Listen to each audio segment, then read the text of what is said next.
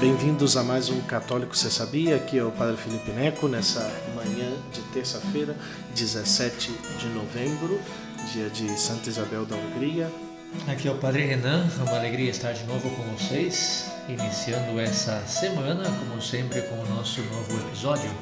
Sim, hoje vamos aqui ter coisas interessantes, não uma coisa interessante que o Padre Renan vai nos comentar, mas pois da semana passada não tenho muito o que comentar, pois foi o retorno não da viagem, pois já gravamos o programa e, como falamos, foi aquele programa mais um pouquinho aberto, sem uma guia tão concreta.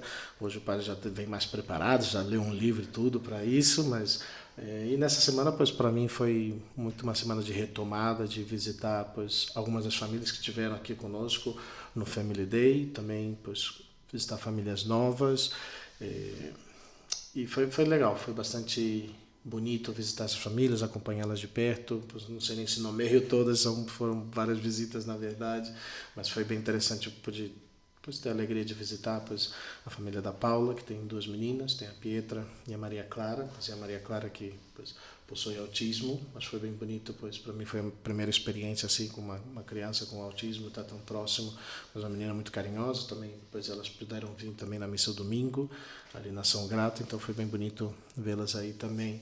Ainda, o marido não estava trabalhando, mas proximamente, se Deus quiser, vamos ter a oportunidade de conhecê-lo, mas foi uma bonita experiência aí também, de ver também, pois essa realidade também, que é difícil. Eu até estava comentando com ela do nosso querido amigo Fernando Nascimento, que possui 5 filhos e 3 com autismo, então é uma situação bem difícil para os pais que enfrentam também essa realidade, e de poder acompanhar e viver a realidade do filho com essa doença. Então, pois sempre nos manifestamos, tratamos de nos manifestar próximo também a essas famílias que também pois vivem essas dificuldades, também essa realidade pois dentro da família, do cuidado dos filhos, da criação dos filhos. Mas pois foi uma bonita experiência para mim, poder acompanhar a família, poder estar aí próximo e viver também esses dias assim também, pois visitando tantas outras famílias que conhecemos, algumas delas que vão estar conosco no final do mês, no domingo.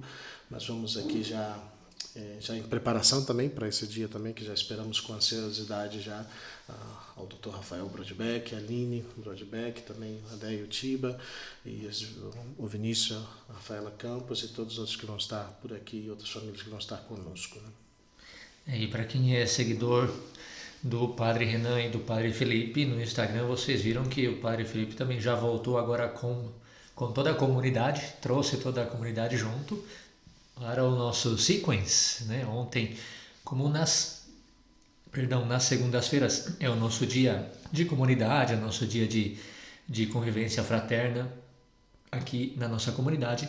Então ontem tivemos um tempinho aí de jogos de mesa e o Padre Felipe esteve aí arrasando junto com toda a nossa comunidade no sequence, né? Mantendo as tradições e trazendo as tradições também para a comunidade, né? A minha semana foi uma semana de direções espirituais, então atenção também a famílias e a jovens, mas no final de semana tivemos um encontro muito bonito, né? Eu até publiquei algumas fotos e as pessoas comentavam, né, da beleza de ver essa juventude assim, né? Eu tive um encontro com jovens do nosso movimento Reino Christi, né? Que estão começando essa fase da juventude um pouco mais complicada no seu início, que é início de faculdade. Então são jovens católicos que querem um maior compromisso com Deus, e aí vive essa luta entre estudo, trabalho, casa, igreja, compromissos com Deus dentro do nosso movimento, e é aquela loucura, parece que não dá tempo de nada.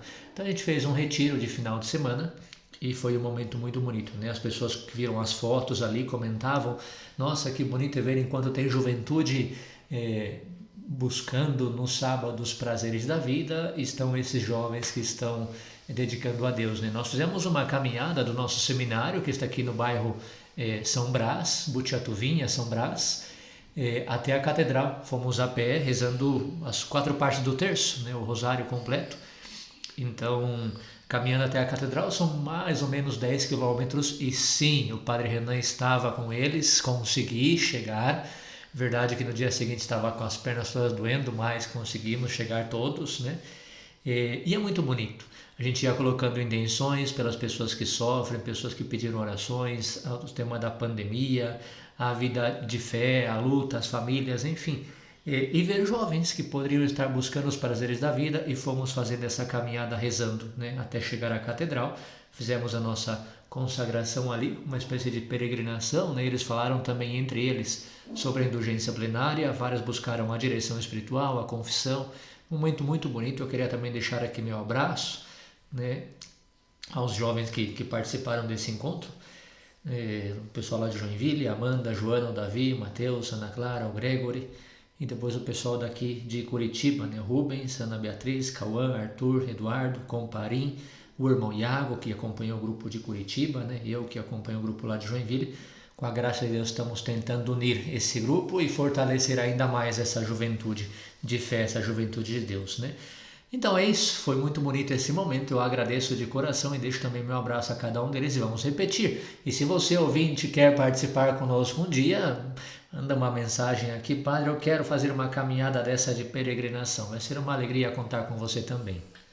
Eu deveria também estar aí presente, mas como já tinha um pouco ajeitado todo o meu final de semana, porque pois, são jovens que também trabalham diretamente, mas dessa vez pois, já tinha programação por aí, então já não consegui pois, acompanhá-los de perto, não, mais proximamente, mas esperamos já nas próximas ocasiões também fazer-nos presentes também. Muito bem, então acho que a gente pode entrar já no nosso tema de hoje, né? Hoje está curtinho, hoje não tem muita coisa que compartilhar, não, foi pois, só... Pois, mantemos a hegemonia, como eu publiquei lá, hegemonia no sequence, sempre ganhando, ganhei mais do que perdi, isso é importante, então pois foi um dia bonito. Também tivemos aqui o Padre Luiz Fernando Bueno, que nos visitou aqui, que pois, foi da comunidade, agora está fazendo experiência na diocese. Foi bonito também ter aí essa tarde com ele. Já também abrimos a semana de comemorações, então foi um bonito dia ontem também, de descanso de comunidade também. O importante é que o Padre Felipe esteja contente, tenha gostado de passar um tempo com a comunidade, de convivência fraterna, isso é o que mais conta, né? Depois ganhar ou perder, isso a gente deixa para ele seguir aí com o gostinho da vitória, né? Na realidade ele sempre fala que ganha. Tem que perguntar para vocês que jogam com ele aí nas casas para ver se é verdade isso ou não. Manda aí seu comentário depois para ver se é verdade esse fato, ou é coisa que ele chega e fala para a comunidade. A maioria das vezes eu ganho, algumas vezes também eu deixo perder assim, porque senão eu desanimo o pessoal, assim, para falar, pô, o jogo só o padre ganha, então eu também deixo às vezes que as famílias ganhem, para que gostem do jogo, né? Então... Mas tudo bem, vamos lá então entrar no nosso tema. Vocês são conscientes, eu particularmente acho muito bonito que no Brasil nos últimos anos tem aumentado certo movimento, certo gosto, certa atração, né, por uma retomada do que é a tradição. Eu particularmente não gosto muito do termo tradicionalismo ou tradicionalista, mas da tradição eu gosto muito, né? Eu sinto que o tradicionalismo é uma tendência mais, na minha visão, pelo menos é discutível, né? Mas na minha visão é algo mais ideológico, né? O tradicionalista é aquele que não aceita o que não é de acordo com a tradição e um monte de coisa, né? Mas assim, de uma forma muito radical. Essa é a minha visão. O tradicionalista é um pouquinho radical e aí você pode se prender muito nas formas e faltar o fundo, né? Por exemplo, criticar outros movimentos que não seguem o seu estilo, por exemplo, né? E do que adianta você ser muito tradicional nas formas e faltar a caridade? Então, por isso que eu não gosto do conceito do tradicionalismo, mas a tradição tem um grandíssimo valor, é um dos pilares da nossa fé, né? Tradição, magistério, etc., Sagrada Escritura, fontes da revelação, né? Não temos que manter a tradição e conservar a tradição, sim. Fico muito feliz, portanto, com esse aumento de jovens, sobretudo jovens, né, que estão buscando esse retorno à tradição. Então você percebe uma busca mais constante pela vida sacramental, pela vida de oração, pela vida espiritual, e também tem aumentado muito o desejo, coisa que eu acho bonito, das missas de rito extraordinário, né?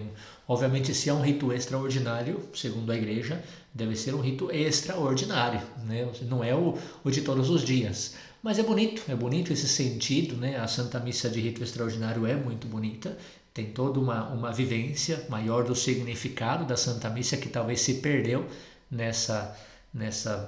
o que chamam missa nova, né, que é a missa de rito ordinário que a gente celebra todos os dias. E no entanto, eu acho muito bonito que esteja esse desejo, essa volta, né? A gente deve muito disso ao padre Paulo Ricardo, sem dúvida, né?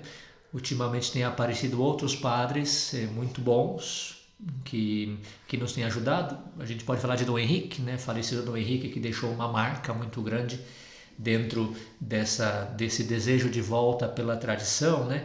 Mas temos também padres como o padre Leonardo Wagner, o padre José Augusto mesmo, né? O padre José Eduardo. Percebam vocês que alguns deles são até muito próximos à renovação carismática.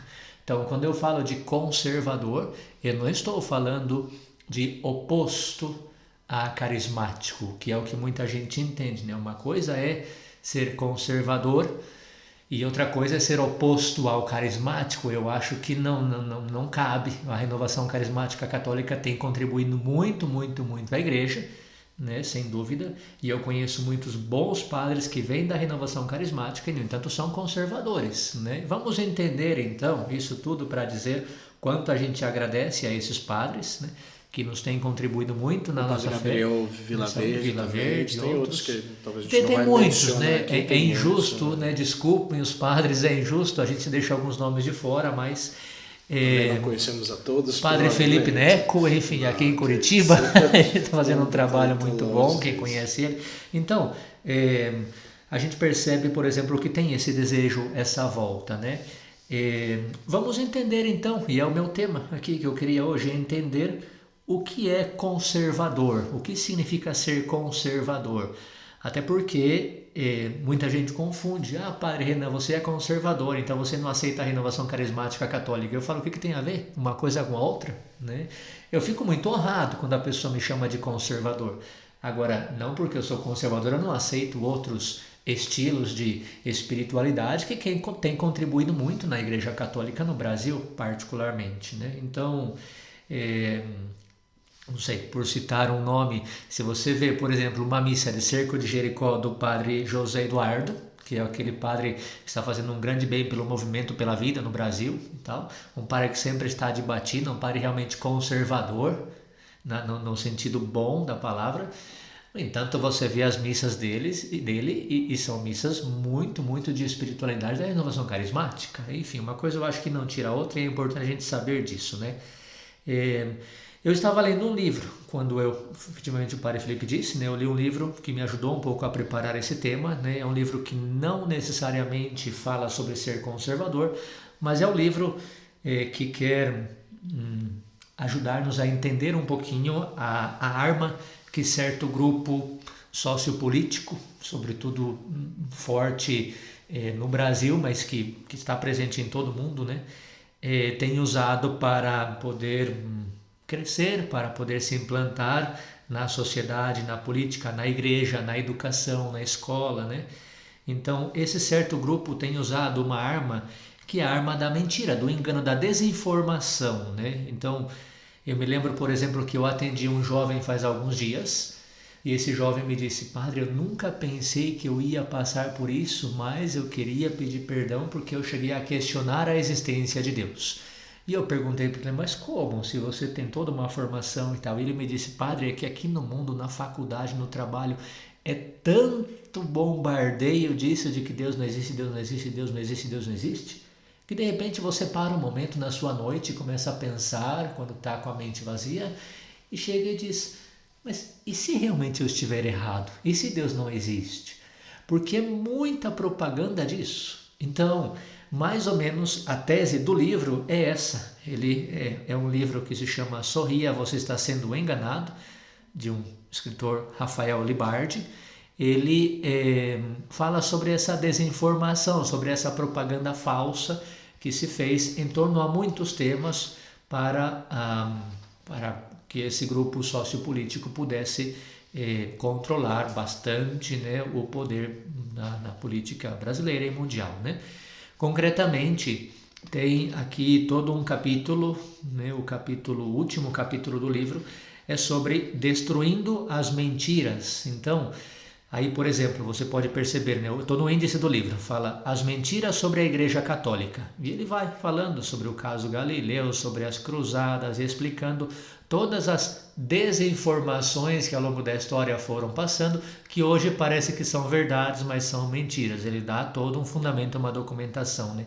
Mentiras sobre Israel, mentiras sobre a liberação das drogas, mentiras sobre o aborto, mentiras sobre a criminalidade, a pobreza, mentiras sobre o feminismo, e enfim, né, para explicar um pouquinho o conteúdo do livro, que fala, Rafael Libardi, sobre a armadilha desse grupo social político para entrar no poder usando a desinformação.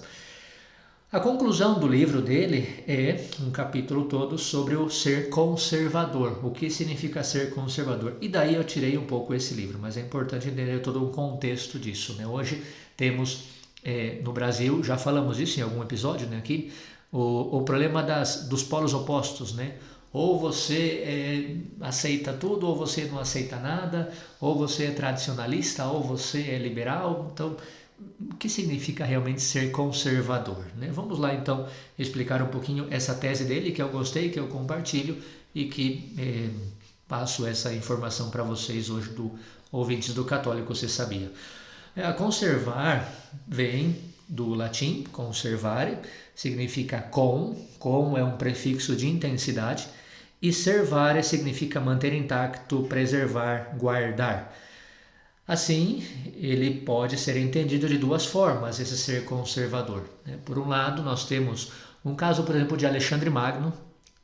Ele conservava a cultura dos povos que dominava. Então, Alexandre Magno chegava no lugar, conquistava, só que ele permitia que os povos conservassem suas culturas, né? Então, de certa forma, mantia aquelas tradições. Por outro lado, o conservador também pode ser entendido como aquele vizinho que conserva bem seu carro antigo.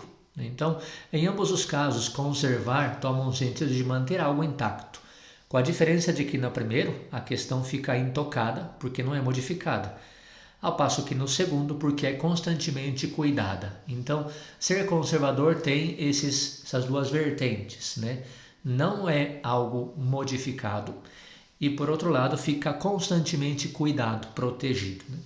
Assim é que entramos propriamente na definição do que vem a ser um conservador, né? Como me chamam a mim, conservador. Não sei se chamam também o padre Felipe de conservador, mas eu me sinto muito honrado com esse adjetivo, né? Conservador significa o sujeito que acredita na ideia segundo a qual a humanidade é regida por leis não escritas, por um catálogo de conhecimentos previamente redigido pelas gerações passadas.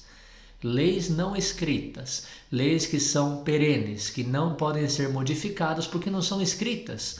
Ou, como nós na fé católica falamos, são leis inscritas no coração, no interior do ser humano. Olha o nosso galo, chegamos já mais ou menos na metade.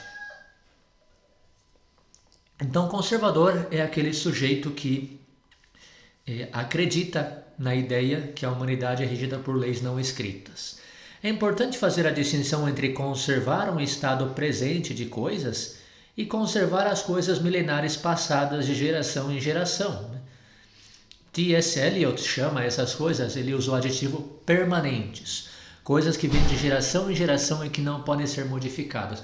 Eu digo isso porque às vezes pode ser considerado conservador alguém que conserva as coisas presentes, né? Então eu me coloco como padre de uma certa paróquia e começo a fazer tudo do meu jeito e não quero mudar nada do que eu gosto e do que eu estou fazendo. Eu me considero um conservador. Mas não necessariamente isso é ser conservador, porque você está conservando as coisas presentes para que não mude nada enquanto você está ali, né? O conservador é aquele que conserva as coisas permanentes que passam de geração em geração e, portanto, coisas que não podem ser modificadas. Mas qual o sentido de falarmos em coisas permanentes? O que são coisas permanentes? De onde vêm essas coisas permanentes? Quem foram as primeiras pessoas a perceberem que as coisas neste mundo obedecem a uma ordem universal e, sobretudo, transcendente, que supera o nosso materialismo, o nosso estado presente das coisas, né? Eric Voegelin, desculpem a pronúncia, não sei se realmente é assim ou não, mas ele escreveu um livro, A História das Ideias Políticas, e ele ensina que os primeiros a institucionalizarem uma ordem regida por leis não escritas foram os gregos e os hebreus. Então, o que acontece aqui? Existem leis não escritas, leis que devem passar de geração em geração, e alguém colocou essas leis não escritas, colocou uma ordem, colocou de uma maneira institucionalizada tudo isso, né? Para que se entendesse o que quer dizer essas leis não escritas. E os primeiros foram os gregos e os hebreus. Os gregos, eles desenvolveram, dentro dessa institucionalização dessas leis não escritas, a filosofia, como nós conhecemos hoje, né? A filosofia nada mais é do que um sistema cujo uso da razão leva ao divino, leva ao logos. Então, quando a filosofia passou a ser sistematizada, justamente foi tentar entender a busca do sentido das coisas, a razão de todas as coisas, a razão última de todas as coisas, que no fundo é a ordem divina, Deus, o logos, né? Os hebreus, porque na figura de Abraão foram os primeiros a entrar em contato com a revelação, com o transcendental, com um Deus que os determinou estilos de conduta com base nas leis naturais. Não existem as leis naturais, e quando os hebreus entraram em contato com essa revelação do Deus, com essa revelação do divino, com essa revelação do Logos, essas leis naturais, essas leis não escritas, passaram a ser escritas no catálogo, né, nos mandamentos que nós conhecemos. Portanto, ambos, hebreus e gregos, representam um divisor da ordem antiga, ordem que Voegelin chama de cosmológica, na qual as pessoas, os deuses, os desastres, a natureza, tudo estava dentro de um mesmo universo, não havendo a noção de um Deus superior ou de uma entidade fora da ordem que viviam, de uma divindade supracósmica. Assim que os hebreus, os judeus, e depois nós podemos completar ainda mais os cristãos, né? E a filosofia grega foram os genitores da transmissão dessas leis não escritas para gerações futuras. O cristianismo, porque reaviva constantemente a fé e a esperança em nosso Senhor Jesus Cristo. A filosofia, porque reutiliza consecutivamente a lógica que foi concebida. Apesar disso, é interessante observarmos que até mesmo as civilizações mais antigas já tinham noção dessas leis naturais. Então, aqui está uma coisa importante. Leis naturais não são leis que os cristãos inventaram, que os gregos inventaram. Povos antigos desde sempre já viviam essas noções. Vamos colocar um exemplo aqui para que fique um pouco mais claro, né? Vamos falar, por exemplo, da calúnia. Olha só o que dizem alguns códigos de conduta babilônio, né? Diz, não calunieis. Ou seja, realmente a gente entende que a calúnia é um mal. Não precisa ter uma lei falando sobre isso. Falar mal do outro, você entende que é uma coisa negativa. Onde está escrito isso? Onde está escrito em muitos códigos de conduta de povos, né? De culturas. Mas é uma lei não escrita, porque desde sempre existiu isso. A gente sempre entende que a calúnia é um mal, né? Outro, os hindus, no seu código de conduta, diz: não profiras uma palavra pela qual alguém possa ser ferido. Veja que interessante, o hinduísmo, então não é uma coisa de cristãos ou dos gregos, é uma coisa de todos os povos que a gente entende, né? Os judeus depois virá com a revelação e com os mandamentos, não darás falso testemunho contra o teu próximo, né? A gente encontra nos mandamentos. Também podemos falar sobre honrar pai e mãe, outro exemplo, né? Vejam como os hindus têm esse mandamento. Teu pai é uma imagem do Senhor da criação, tua mãe uma imagem da terra, pois são vãs as obras da piedade daquele que não os honra. Este é o primeiro dever. É que bonito, os hindus falando disso. Por quê? Porque a gente entende que honrar pai e mãe é uma lei natural, é uma lei não escrita, é um princípio permanente. E o conservador conserva esses princípios. Babilônios. Acaso ele desprezou pai e mãe? Falando sobre a lista dos pecados dos babilônios, né? Ou seja, entende que é um erro desprezar pai e mãe, né? Depois outros povos, etc, etc, né? Então, falando sobre adultério, sobre a cobiça, babilônios, acaso ele se aproximou da mulher do próximo? Porque você entende desde sempre que buscar a mulher do teu próximo é um erro, é um pecado, é um mal. E a gente tem que conservar isso como um valor, que eu não busco essas coisas negativas, né? Os nórdicos, povos nórdicos diziam, no inferno eu vi ludibriadores da mulher do próximo. Falando sobre os povos nórdicos. Então, e existem dezenas de outros exemplos que comprovam essa afinidade de civilizações distintas pelas leis naturais, o que inclusive é bastante útil essa realidade. Esses vários povos regidos por leis naturais é bastante útil para destruir um argumento relativista atual, segundo o qual não existem valores objetivos e universais, porque tudo seria obra da emoção humana. Olha o relativismo reinante no nosso mundo de hoje. Não existem valores objetivos e universais. Tudo é obra da emoção humana. Se hoje eu sinto raiva de alguém, eu posso desprezá-lo. Se amanhã eu sinto que eu gosto dele, daí eu mudo a minha opinião, porque ontem eu pensava uma coisa, hoje eu penso outra e tal, né? Se hoje eu sinto que a mulher pode fazer o que quiser com o seu corpo, então eu posso abortar, por mais que no passado um aborto era considerado um assassinato, né? Se hoje eu sinto no meu corpo que eu não sou homem, que eu sou mulher, então eu posso mudar, por mais que a natureza humana sempre diz que homem é homem, mulher é mulher, né? Se eu vou começar a sair na rua, Padre Felipe, não sei se você concorda, mas eu vou começar a sair com uma nota de R$2 e dizer que hoje eu sinto que essa nota é de 200 ou de 100, né? E se a pessoa não aceitar, eu vou falar que é uma discriminação, porque eu penso que é para mim, a sua verdade é uma, mas a minha é outra, e a minha verdade é que essa nota é de R$100. E tá tão ridículo essa coisa de relativismo que a gente brinca até, mas é triste. E o ser conservador significa isso, que existem princípios que são imutáveis, que são perenes, em linguagem de T.S. Eliot, que são de todos os povos e não vem escrito em nenhum povo concreto que dê origem a isso. A origem é de origem divina, de origem superior à ordem natural das coisas, né, do Logos, o que quiser, nós acreditamos em Nosso Senhor. Na revelação, essa é a origem dessas leis que não são escritas, que são leis naturais que estão escritas no coração da natureza humana, né? Então, como eu falei, existem outras série de leis, uma série de povos que comprovam essa realidade. A gente ficaria aqui eternamente falando desse exemplo, né? Então, a linha divisória da crise contemporânea não é entre liberais e totalitários ou liberais e conservadores, mas é, de um lado, transcendentalistas ou transcendentais, né, religiosos, filosóficos, e de outro, liberais imanentistas. No fundo, a linha divisória dessa crise que nós vivemos hoje está naqueles que acreditam que existe uma realidade superior à nossa natureza humana e aqueles que existem que tudo está aqui, nesse mundo, nessa terra, nessa natureza, nessa materialidade das coisas. Parece que não existe algo além da matéria, né?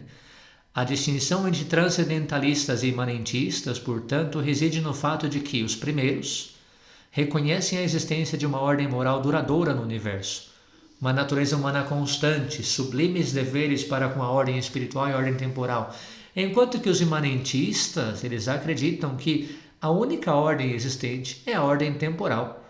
As necessidades materiais são as únicas necessidades e que, portanto, posso fazer o que eu quiser com o patrimônio da humanidade.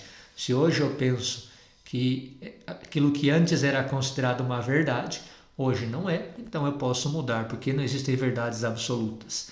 Esse é o liberal, esse é o imanentista do nosso mundo tão relativista, o mundo de hoje, né? O que diferencia um conservador de um liberal ou de um socialista, portanto, não é seu pensamento econômico, mas sua crença nos valores absolutos, naquelas leis não escritas. Por isso que eu expliquei tão detalhadamente todo esse tema das leis não escritas, né? Porque o que diferencia o conservador de um liberal é a crença em valores absolutos. Existem valores absolutos, né? Se não existe valor absoluto, então tudo pode ser modificado, então não tem nenhum sentido a nossa existência, na verdade, né? Um conservador entende que a liberdade humana não é absoluta, mas guiada, porque não foi apenas dada para satisfazer nossos instintos e desejos. Isso é muito importante. Eu sou livre, eu faço o que eu quiser. Isso não é liberdade, é uma escravidão dos seus instintos. Aquilo que seu instinto pede, você faz. Você não pode negar ao seu instinto. Se você tem a possibilidade para negar ao que o seu instinto está pedindo, isso é liberdade, você pode dizer não. Agora, livre é aquele que faz o que quiser porque seu instinto está pedindo. Isso não é liberdade, isso na verdade é uma escravidão, mas é falsa, né? Falsa liberdade, no caso, né? Um conservador entende que a liberdade humana não é absoluta, mas é guiada, porque não nos foi dada para satisfazer nossos instintos e desejos, mas para seguir os preceitos de Deus. Um conservador também sabe que a igualdade de fato não existe e nunca existirá, porque isso requeriria a quebra da hierarquia e da vontade divina que não nos permitiu sermos iguais ou maiores do que ele. Olha que interessante. Estou citando sempre Rafael Libardi, né? É que todos somos iguais. Cuidado com essas afirmações assim, né? Porque se todos somos iguais, significa que estamos indo contra a vontade divina que não nos quis todos iguais. Inclusive que não nos quis maiores do que Deus. Temos que nos colocar no nosso lugar. Deus também não quis que soubéssemos por que uns nascem ricos e outros pobres, porque não dá para entender. Por que uns nascem bonitos e outros feios, não dá para entender. Por que uns nascem mais e outros menos inteligentes. Por que uns sofrem e outros não sofrem. E isso tudo, Papa Bento XVI, grande Papa Bento XVI já dizia, é um mistério da vida humana, é um mistério da vontade divina. Por que o mal no mundo? Por que as crianças sofrem? É um mistério que não conseguimos entender. E quando a gente reconhece isso como um mistério, a gente reconhece que nosso mundo é guiado por Deus e não por nós, por leis divinas e não por leis humanas. Então isso é ser conservador, reconhecer que essa igualdade desse ser nós como Deus não existe de fato, porque reconhecemos que Deus é o nosso Criador, né? E assim por diante. Podemos falar dos grandes problemas da nossa sociedade que a gente não consegue entender. O conservador reconhece nisso um plano de Deus que nós não conseguimos entender porque Deus é infinitamente superior a nós. Em uma resposta, portanto, eu diria que o conservador se realiza quando você toma para a sua vida os exemplos das grandes obras da humanidade, quando você ouve os conselhos dos seus pais e dos seus avós, quando você assume o negócio da sua família, quando você não toma decisões precipitadas ou no calor do momento, quando você pensa as coisas segundo uma hierarquia nessa criação, com senso de proporções, quando você conta histórias de bravuras, justiças, honestidade, caridade, perseverança aos pequenos, quando conta histórias de martírio, de santidade, porque você não quer perder isso, quando conta a história da sua família que cresceu trabalhando, lutando e você quer manter esse trabalho, esses valores, isso é ser conservador. O conservador não pode ser simplesmente uma ideologia, um ideólogo, porque não tem determinações político-partidárias, porque não sistematiza a revolta contra a natureza, porque não vê os sistemas políticos como culpados pela infelicidade e maldades humanas. O conservador pressupõe que a maldade é inerente a cada indivíduo, no sentido de que a nossa natureza está ferida, né? E daí extrai a ideia de que a desordem do mal deve ser combatida individualmente, com auxílio das leis não escritas. Eu espero que tenha realmente ajudado um pouco esse tema a entender que não é conservador aquele que só quer ficar nas formas, aquele que só quer ficar na tradição, mas aquele que quer conservar valores perenes. Não podemos identificar o conservador como contrário ao liberal só carismático, né, na igreja, mas o conservador é aquele que quer manter princípios como a família, o trabalho, a busca, a luta pela santidade, os valores da nossa fé, os valores da nossa moral, a vida humana, o sentido de ser homem masculino e de ser mulher feminino e tantos outros temas. Isso é ser conservador, não porque eu penso isso, mas porque são valores que toda a nossa sociedade humana, desde os primeiros povos, já defendiam. Terminando isso, portanto, eu já estou aguardando, junto com o padre Felipe Neco, os nossos comentários, dizer, já começou. O católico, se sabia, estava indo tão bem, já começou com essas coisas. bendito seja Deus. Aqui nós estamos falando que conservador é o que vive na realidade de que existem leis que, por serem não escritas e, portanto, inerentes à nossa natureza humana colocada por Deus, mas que respeitam uma ordem superior a esse mundo, essas leis não podem ser mudadas, não podem ser modificadas, devem ser conservadas e passadas de geração em geração. Se você acredita nisso e é taxado como conservador, sinta-se honrado, como eu, porque queremos manter valores, queremos manter princípios positivos da nossa sociedade e ensinar esses valores aos nossos filhos, ao nosso futuro. Né? E essa realidade, Renan, não é uma realidade de um grupo específico dentro da igreja. Todo católico é conservador, todo católico deveria ser conservador, porque sobretudo quer conservar aquela mesma fé, aquela mesma experiência de Jesus Cristo, dos primeiros apóstolos e de todos os cristãos até os dias de hoje. Não? Então, essa é uma realidade que está inerente também para todo católico. O católico guarda os seus princípios, o católico vive os seus princípios cristãos, e não um catolicismo feito à medida, um Jesus Cristo feito à medida de mim mesmo, né? À medida dos meus pensamentos modernos e do que eu acho, o que eu opino. Não, nós acreditamos na fé católica. Quando isso, nas tretas facebookianas de cada dia que colocamos, em uma das postagens, eu também falava essa verdade, né? O católico crê na doutrina católica. Se você não crê na doutrina católica, você não é católico. Você pode ser qualquer outra coisa, pode se chamar de qualquer outra coisa, mas o católico acredita, vive, não prega, dá testemunho da doutrina católica. E se você tem dúvida qual é a doutrina católica, já falamos e nunca vamos cansar-nos de falar, mas sempre vamos, pega o livrinho amarelo, aquele livrinho grosso que se chama Catecismo da Igreja Católica, e ali está escrito o que a Igreja acredita nesses 2000 anos, mais de 2000 anos. Então essa é a nossa fé. Eu gosto muito de usar essa frase que termina os batizados, né? Essa é a nossa fé. Essa é a fé da Igreja, que nos gloriamos de professar em Jesus Cristo, nosso Senhor. Pois essa é realmente a nossa fé. Ali está expressada a nossa fé, e se eu não estou de acordo com aquilo que está ali naquele livrinho amarelo, que pena. Você não está vivendo, não está aceitando o que é a doutrina católica. Você está fazendo um catolicismo à sua medida, um catolicismo self-service, mas não está vivendo aquilo que é a igreja. Eu quero simplesmente ir concluindo com esse pensamento, né? O padre já dizia, eu coloco, por exemplo, é por isso que um católico não pode ser católico e apoiar o aborto. Um católico é católico, mas apoiar as uniões homossexuais, as relações homossexuais, né? Um católico não pode ser católico e apoiar uma coisa que vai contra a nossa fé. É porque eu acho que a igreja deveria mudar. Não é a igreja, são esses valores não escritos, essas leis não escritas, que foram, sim, transmitidas por nós na revelação, né? E, portanto, desde os judeus, desde os hebreus. Mas por quê? Porque eles tiveram esse contato com o divino.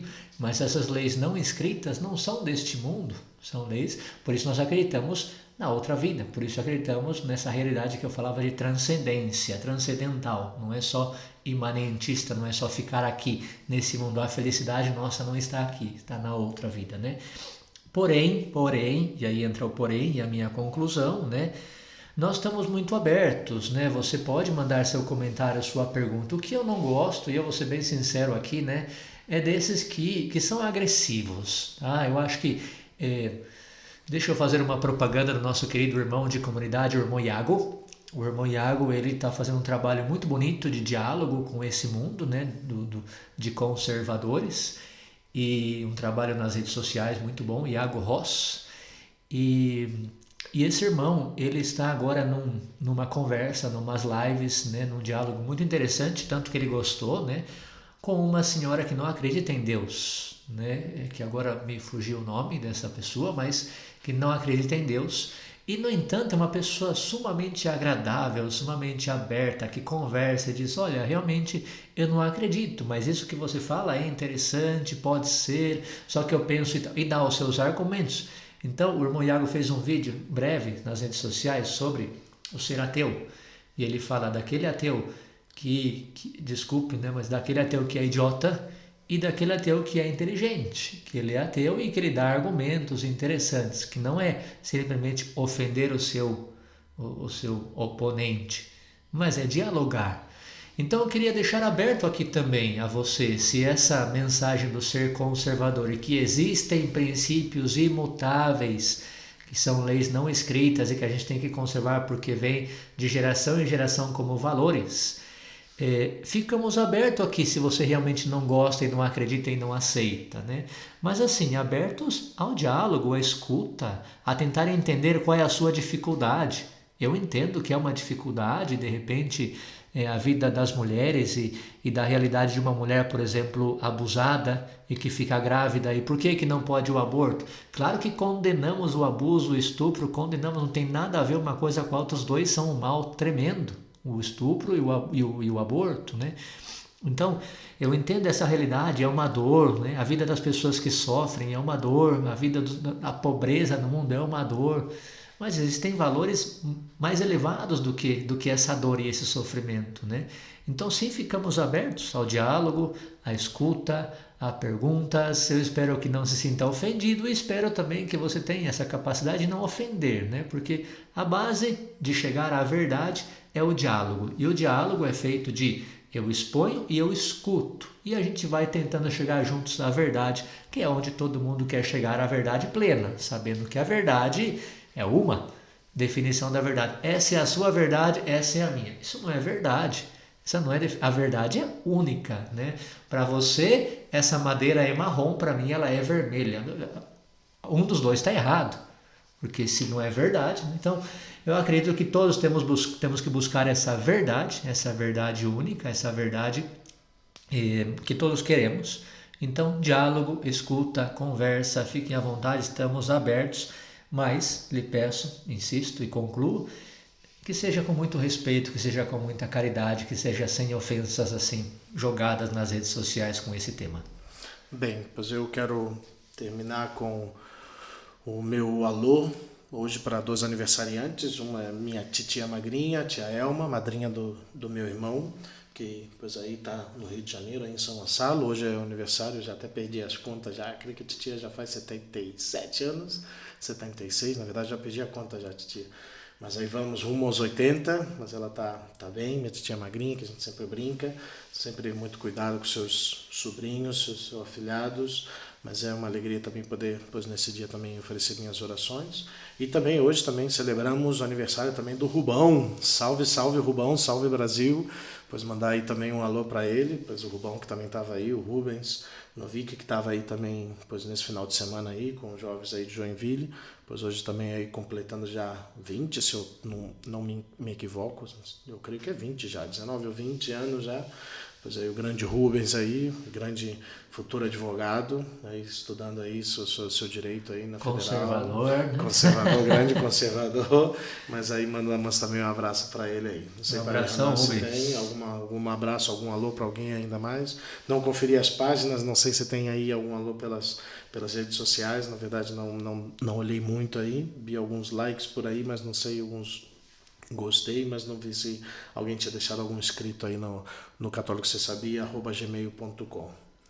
Um abraço a todos, eu já deixei meu alô aí no início, né, a toda essa juventude, inclusive o Rubão, que estava conosco, então simplesmente concluo agradecendo, deixando a minha bênção, meu abraço e nos vemos na próxima vez e como eu disse, estamos abertos aqui aos seus comentários, vamos ver como vai começar as conversas depois desse episódio. Um abraço a todos, fiquem com a minha bênção. Um abraço, Deus abençoe a todos, minhas orações, minha bênção e até a próxima semana.